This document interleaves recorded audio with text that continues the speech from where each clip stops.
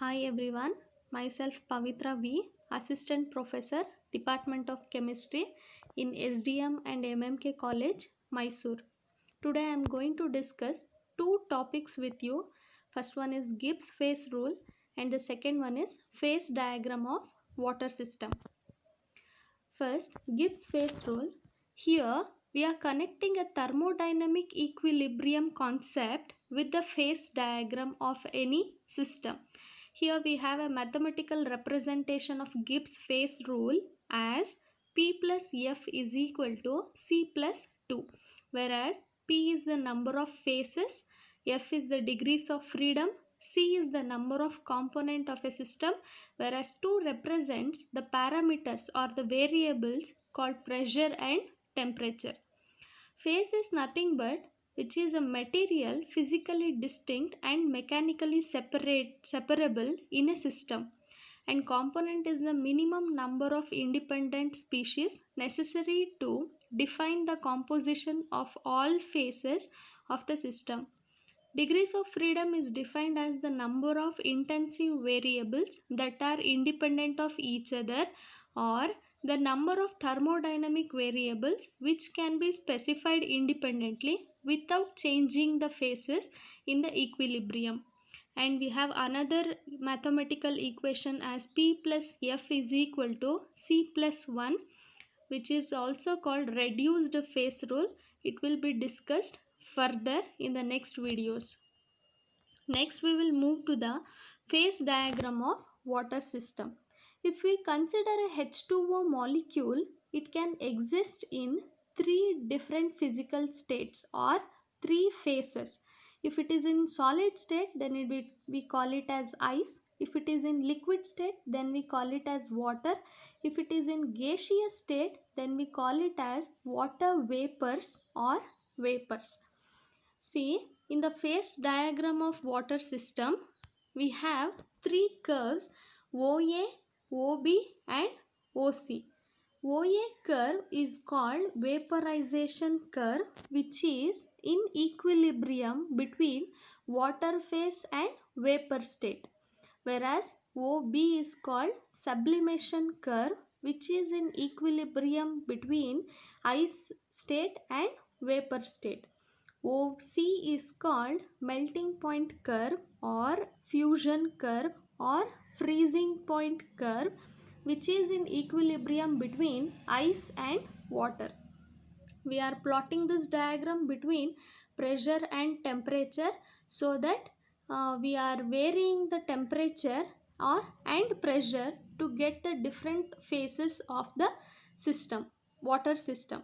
Here O is called triple point, in which all the three curves meet at a same point O, in which all the three phases are present. All the three phases means ice, water and vapor. So P is equal to 3 in the case of triple point, and along the curve I have told there is an equilibrium between two phases. Therefore, along the curve P is equal to 2, and in the area, for example, we consider the area AOB, there is only vapor phase. So, P is equal to 1. In the area, always P is equal to 1. At a triple point, we have fixed data of temperature 0.0099 degrees Celsius and pressure 4.58 millimeter rise in mercury. We will calculate the degrees of freedom further. See, along the curve OA, OB, OC, along the curve I have told there is equilibrium between two phases. Therefore, P is equal to 2, C is equal to 1, because it is a water system, that is one component system. Water system is an example for one component system. So, if we calculate degrees of freedom along the curve, it gives F is equal to 1. That is univariant. That means only one variable can be varied, either it is pressure or temperature. That means, in other words, if we keep temperature constant or we fix temperature, then we can vary the pressure so that the point lies in the curve.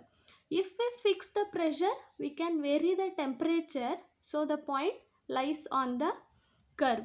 So it is univariant. One is fixed and one parameter can be varied. Next, along the areas or in the areas BOA, AOC and COB, it is calculated as F is equal to 2. I have told already, because in the area we have only one phase, so P is equal to 1. So F is equal to degrees of freedom is 2. That is bivariant. Two parameters can be varied at a time. Degrees of freedom is also called as variance. So we can vary, that is degrees of freedom, which gives information about the variable parameters. So in the area F is equal to 2, that is bivariant. Two parameters, that is temperature and pressure, can be varied simultaneously, but some of the conditions are applied and the point lies in the area itself. Next, at last, triple point. Triple point is very important, in which all the three phases are present, that is P is equal to 3.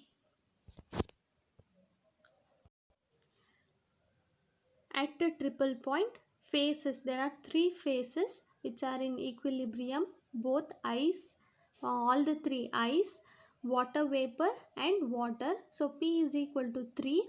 If we calculate degrees of freedom, it comes F is equal to 0. That is invariant. Neither temperature nor pressure cannot be varied at a triple point. So we have fixed in the previous phase diagram, for at a triple point it is fixed temperature and pressure. Temperature is 0.0099 degrees Celsius and the pressure is 4.58 millimeter rise in mercury. So at a triple point it is invariant, cannot be varied, it is fixed, both the parameters are fixed. So this is the phase diagram of water system. And finally, thank you for watching.